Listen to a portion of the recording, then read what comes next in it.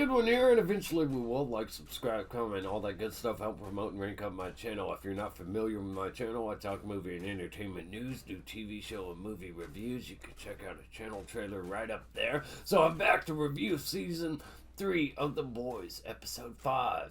And because a lot of crazy stuff was going on last week, I didn't even get to review episode 4. I completely forgot all about it. We're going to do a quick recap of that. Spoilers for both episodes.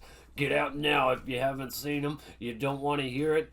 Let's go. Previously on The Boys, episode 4. So, I wanted to highlight some of the things that really stood out to me that were great. The positives, the scuffle between the Deep and A-Train. These guys are such sellouts out there fighting to please Homelander. Like, Jesus. Come on. It's fucking gross. Hey, man. Look, I get it. Boys releasing Soldier Boy. Jensen Ackles. Awesome to have him. And revealing, to my surprise, that half the team's gone Supe, not just Butcher. Huey, too, that was quite a twist, and his reaction and behavior under the influence has made him such a more compelling, layered character. I'm curious to see where they're going with it. Kimiko losing her powers due to her encounter with Soldier Boy was quite the shocker, and it just makes Soldier Boy that much more interesting. The biggest shock and surprise was the death of Supersonic. Off screen, never saw it coming, devastating, and his body looked so damn brutalized. Starlight, poor Starlight. I was surprised. I thought Supersonic would last one more episode and be killed on screen, but no. He doesn't technically have to be killed on screen when his body looks that awful, and it's just there displayed for Starlight to put her in her place. The weakest element to me, though, of the entire episode were the moments they played the Blue Hawk A-Train racial issues up for more than just laughs. That commercial was absolutely hilarious.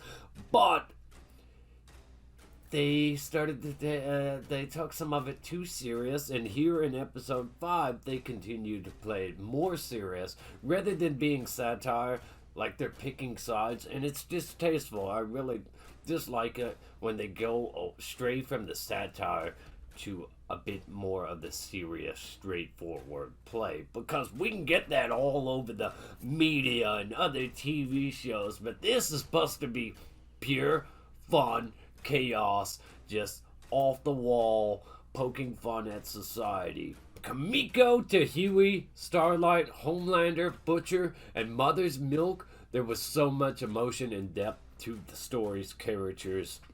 Everyone had something to bring to the table, and everyone is getting layered, getting more compelling. I really enjoyed episode 4. Let's talk about episode 5. The positives about episode 5, I was wondering how that they were suddenly going to explain the newest member of the 7 is dead, Supersonic, and the media pushes fake VOT news about a relapse and an overdose. It's absolutely disgusting, and it makes you, as an audience, it makes you want them just exposed that much more. There's so much corporate, idiocracy in here, PR nonsense that's really reflective of corporations in our society. But we're seeing behind the curtain how silly and clueless the suits are in charge. Well, we got to worry about the share price and the EBITDA margins, okay? Huey and Butcher have the most compelling arcs in this episode. Their opinions, feelings on the Temp Compound V, the way it gives Huey confidence, independence, opening that jar that he couldn't open in an earlier episode before without the help of Starlight. It's little touches like that that are really interesting and just make it that much more immersive. Maeve and Butcher making moves on each other, unexpected, but wow. Mother's Milk this episode is just gradually being filled with more and more intensity as the episode goes along. He just wants to be done with Butcher, but it's so compelling to see his character go down this road. It's very fascinating, very interesting. This is one of the most Now, one of the stories I'm most invested in. Well shot, well performed scenes, emotional beats, and little touches. The optics of Homelander running Vought, the BS they have to spin, while Starlight is like, let's just go be heroes. Soldier Boy is actually one of the most intriguing characters of the episode, unintentionally lashing out due to being triggered by trauma, seeking out his love, Crimson Countess, and the duality similarities between things said to Homelander and things said to Soldier Boy. Just makes you wonder which one is actually going to be worse, which one actually is worse. Showing Soldier Boy being tortured, machine gun to the inside of his mouth, trying to stab him in the eye. The Russians did a number on him and perhaps changed him for better or worse. Moving forward, I'd really like to see what effect that had on him as a person. Does it make him better? Does it make him worse? It's funny seeing Soldier Boy, his subtle reactions to the modern world, this sort of Captain America wake up in the modern age thing. It is just reactions to what's going on. Twist at the end of the episode, Butcher and Huey teaming up with Soldier Boy, turning their backs on Mother's Milk and Starlight to take down Homelander. Everything is getting more layered, more complex as this season goes on, as Huey and Butcher gradually become addicts. We're left to wonder about Maeve. What they do with her? Are we gonna recruit more members of the Seven? Because they're dropping pretty fast, as Starlight puts it. Homelander is out of control, and any one of us can be next.